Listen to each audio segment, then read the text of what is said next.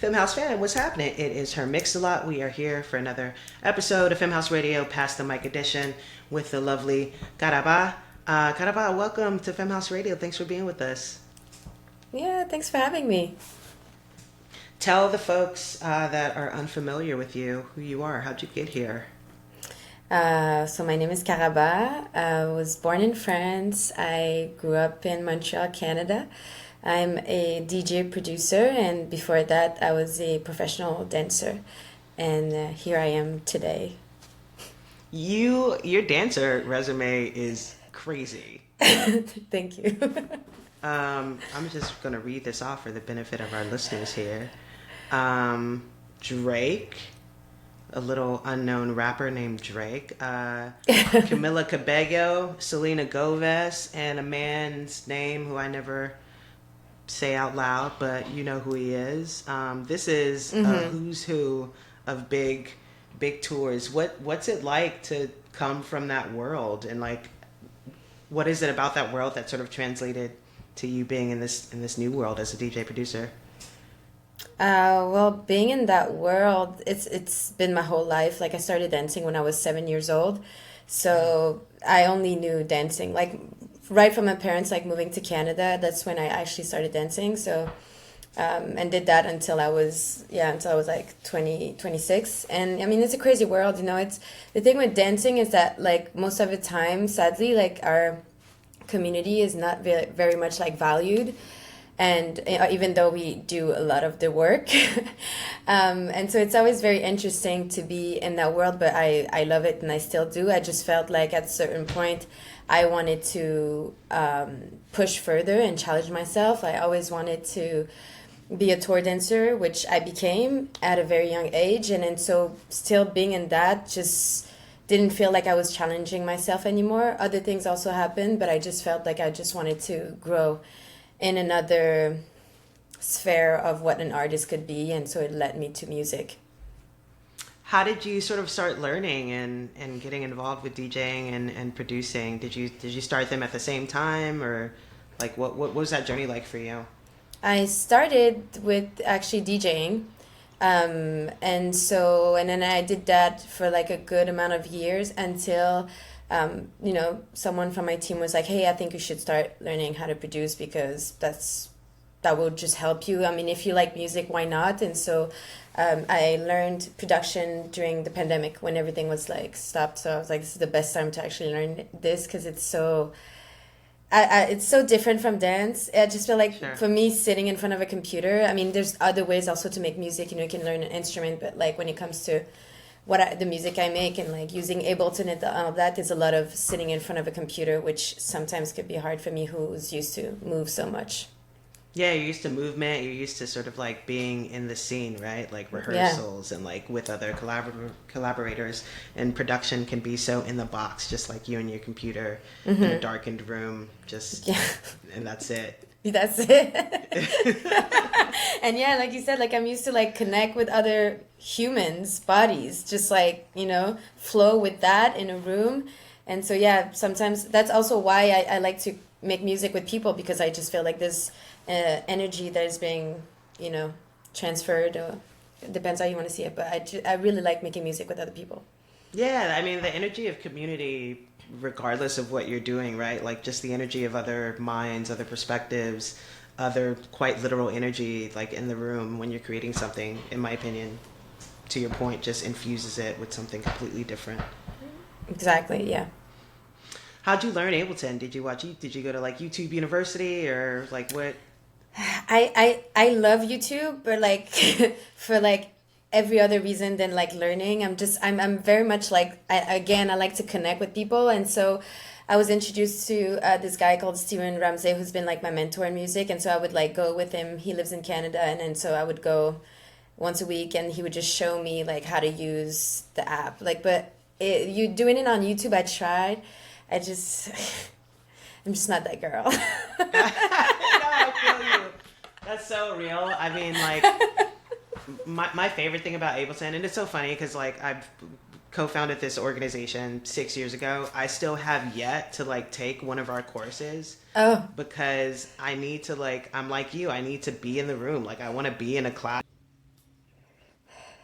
doing it alongside me. Like it's just different than just looking at a screen, just to look at another screen, just to look at another Yeah. screen. Like And then you just like, okay, I want feedback. I want to get excited. And then again, going back to dance, it just like I've learned in the studio with the teacher that I would just mimic and just being by myself again, learning that it just doesn't feel good. And to me, a production needs to feel good. Like that's the one place where for me, I just feel like there's so much space to create. There's no pressure or anything. So it needs to feel right when I'm in like production mode. yeah, I feel you. Tell me about sort of like the difference in community from like your dancer homies to like your DJ and production homies. Like, what is it? You know, an important thing when you're learning something new, right, is to sort of build a community around you that's going to sort of support you and empower you and affirm you and all those things. What's the difference in like, I don't know, backstage at a Drake show with all your dancer homies versus like in the booth at 5 a.m. at fucking Club Space or elsewhere or something, you know? What's the vibe check on that? I mean, like, honestly, yeah, dance is very much. I realized this once I step out of it, but like my whole life was like standing in front of a mirror and a lot of like as I went into the professional world, like comparing myself to like other women like auditioning. So there was that energy, but at the same time, aside from that, there was like a lot of community when it comes to like touring with like the dancers together. We travel together, we do a show together on stage, and so that felt very nice even in classes. And then now, well, if I talk about DJing, I for sure see that there's like a lot of growth when it comes to having other women and other people around, whether it's even from the queer community and all that. But for me, it felt very alone in the beginning, just because especially in the electronic scene, I felt very alone for a long time. And I feel like now, slowly but surely, I'm like finding my people and where I belong and all that. But I must say that like it just feels sometimes like it's a very very like something that it just feels very alone. Like I would love to say like, oh my god, I feel like fulfilled and all that, but like as much as I travel, like a lot of times, like now I travel with like my photographer and it feels good, we're together, but for a long time it felt like I was just me by myself and couldn't connect with other people really, except for the audience. No, I totally feel that. I think that there's not enough discourse around how alienating being a touring DJ can be, because you are quite literally just on a plane by yourself. And in my experience in talking with DJs, a lot of them pick up producing because they're by themselves all the time anyway, and they're just like, I can't prep one more crate, bitch. Like, I gotta make something. I gotta do something. I need to move my energy, right? Yeah. So I'm really glad that you sort of name that. And when you layer on race, when you layer on sexuality, when you layer on all these other things that unfortunately the sort of like greater dance community don't often look like, it can get really challenging, especially, as a woman of color. One of the things that I think is really cool is, and I just want to say like, welcome to the fold, and like, thank you for like sort of doing this work with all of us as like Black women in this industry. But we did the Femme House Awards for the first time ever at Miami Music Week a couple of weeks ago. And nice. All the Black homies came through, like Tisha and Coco and Breezy, nice. And Aluna and Unique and Kalina, and just all the homies came through, and they all sat at a table together. Susie Analog was there, Holographic, like just like heavy hitters, and they all came and they all sat at a table together, and they just fucking cheered for each other all fucking day. And it's just like, that's nice. Once you find that little pocket, it feels so much different. And the cool thing, I name all those women specifically because they've all in their own ways built their own ecosystems of that support. You know what I mean? Aluna with Noir Fever, and Unique with Club Queen and everything. Like, they've all built their own little ecosystems where they bring other Black women along and support them. Yeah, so I feel that, and also I want to say, like, welcome to that community, because it is a lit one. Yeah, like I did a show with Aluna and Coco and Breezy in Brooklyn last year, and I was like, oh, thank God. I feel so good. Like it's just a little thing, but like you said, like sometimes you go places and you just like, damn, like I just don't feel like I belong here, or just it just feels like weird. And then like you get to like to do a show like that with these women, and you're just like, oh, thank God, like this is where I belong. Like with you know, people like other women that look like me, that get me, that understand. It's just like it feels so good. So yeah, it was actually a really nice show. I was really happy.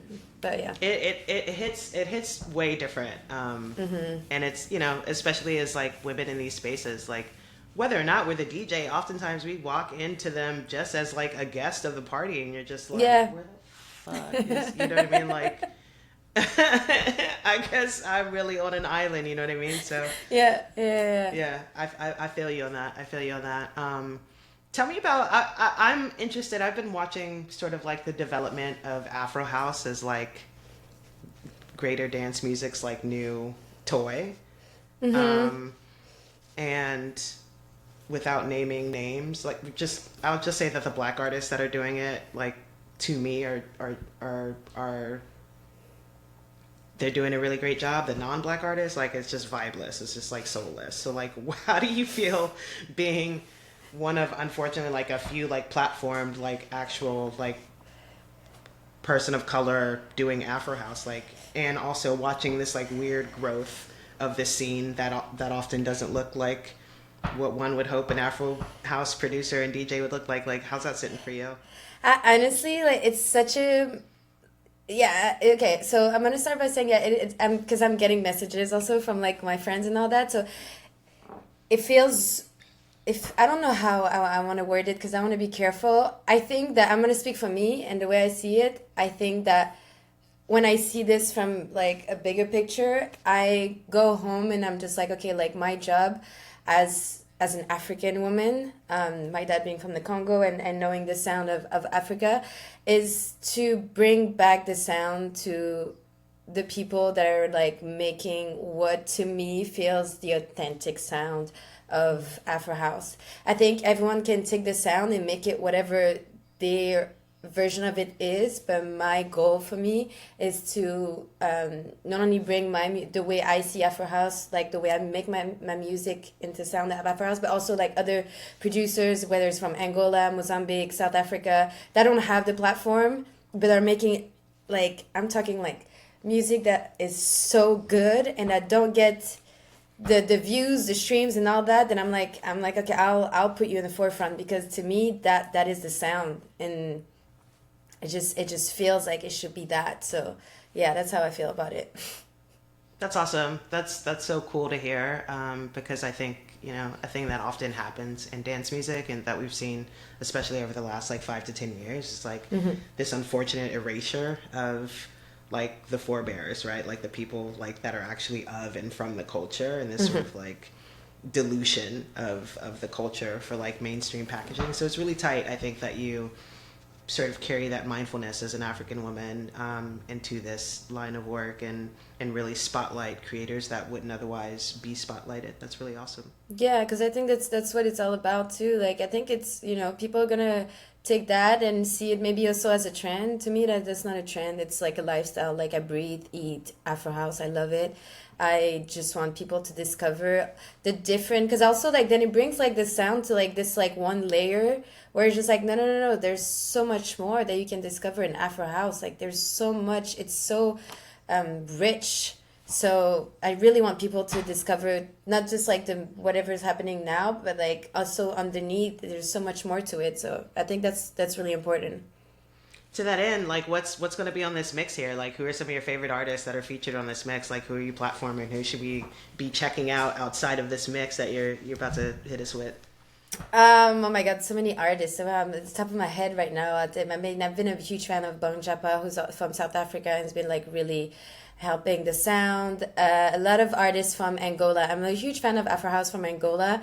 Afrozone, like so many people, like so many amazing producers. Like I can't think about it off the top, and I also wanted it to be a surprise, but they're just the regular that I love to put forward, that are from the continent, that are making amazing music, and definitely the people of color. Like I'm rooting for my black people. rooting for everybody black. Word to Issa Rae. Like, yes. like forever the motto, forever the party line up in here, right? Like, exactly. Yeah.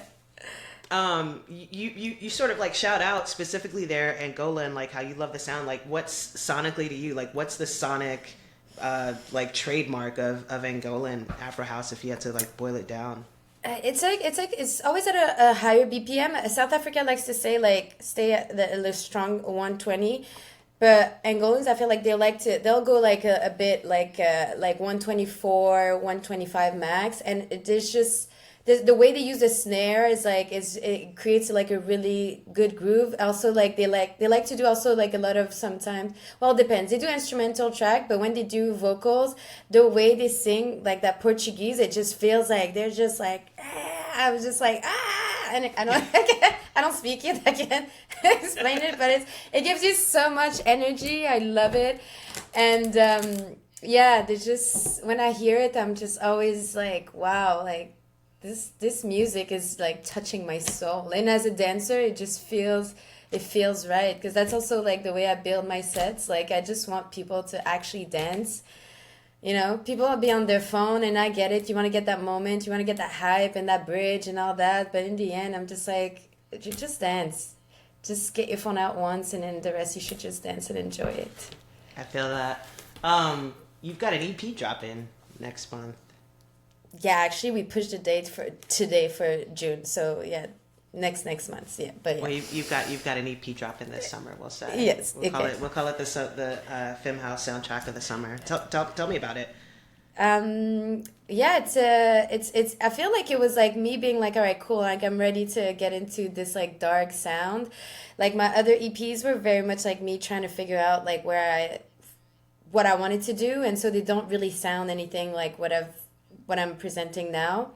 The whole inspiration of it came from me watching this like Netflix documentary called The Deepest Breath, and it's about it's like an intense sports of like people going like deep down in the water, like in the ocean, without like any oxygen. Okay. And like having to like go back up, and something about it like really like the metaphor of it, like how you have to like get really low and be by yourself to like fight to go all the way back up, like really inspired me with like personal thing I was going through in my life around that time. And also the relationship with like water and all of that, like it all came together, and then it brought me to make this 5-track project. And yeah, the main element is water, and it's a lot of emotions, and it's not a lot of lyrics, but I feel like the instrumental tracks really, once you hear it from the top to bottom, you really understand that it's just a travel through water. The black girlies are on their in their water era right now. It's like Tyla, Thames, SZA sitting on that damn dock. Like the black girls are looking for the water. Orisha's like, help me, yo! Like, I love to see we it. We are though. But there's like, they say there's something about water and emotions and all that, and then I have this book like that also like explains like dreams that you have, and I have a lot of dreams about water, and then like it explains what it means with like your emotions. And I don't know, I want to be deep. I don't want to just like make music to just be like, okay, like this is it, you know what I mean? It's like, let's just make music that like tells a story, and that you could actually talk to people about it, and we can talk about deeper stuff, and like how it's connected also to like, feeling alienated, and then feeling like lonely, and all these things. So I feel like that's what music is about. We love a thematic queen. You and your Beyonce right now. We know how this got about Act 1.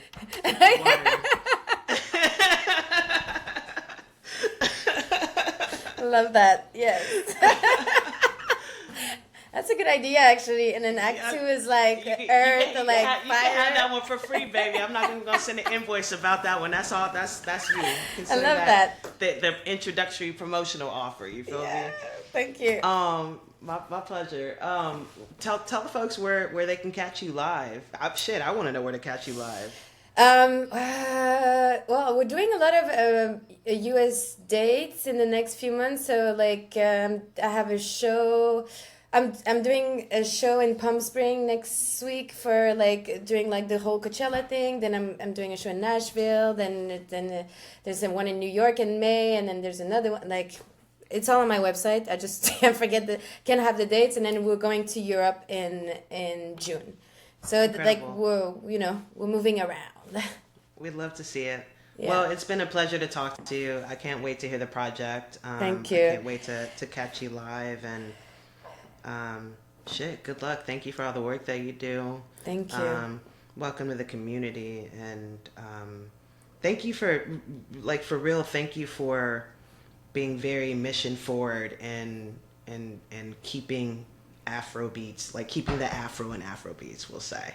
Oh, thank you. It was a pleasure. Sure. Thank you so much. I appreciate it. I have one more question. I like to ask it of anybody that I find even remotely interesting. If you were sitting down with your younger self, what would you say to her to get her here? Or, if you prefer, what would you want to hear from your younger self as your older self that you might need to remember? Whoa, it's giving when RuPaul does it at the end of Drag Queen. Anyways, I thought about it because I think they do it at every end of the season. Sorry. Intrusive thoughts. Well, Act 2, intrusive thoughts. Honestly, I feel like it's just as simple as like, don't listen to what people say, to my younger self. Like, I think that I'm such a people pleaser, and for so long I was just like trying to fit in and just be like, to be able to do this, like I'm gonna have to do what everybody does, and it's just like, nah, like I think you shine way more when you just be authentic. And I know those words may be generic, but to me it's just like the simple things. And I felt like when I decided to be like, this is the style I want to do, and this is who I truly am, and even like stepping behind the decks and just being like, I'm just gonna like go wild out, like I'm just gonna be in it, like I don't care if people say like you're doing too much, but it's just like, no, like that's who I am, like that's really like the purest form of who I am. And I just am so like free when all of my things come together and I can be on that flow. And I think that's a beautiful thing. And if I were to like face the younger version of myself, would be like, just keep that fire within you and stay authentic to yourself. Wise words from a future icon. Thank you, Karaba. Thank you. Femme House Fam, I am her mix-a-lot. This is the beautiful Karaba.